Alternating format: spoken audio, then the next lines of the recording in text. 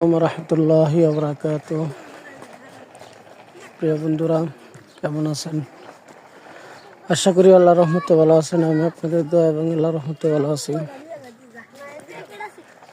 ছোট্ট একটি ভিডিও নিয়ে আপনাদের মাঝে হাজির হয়ে গেলাম। গ্রামের প্রাকৃতিক দৃশ্য। এই দেখতে পাচ্ছেন, পানির শূন্যতার কারণে এই নদীটা শুকিয়ে গিয়েছে।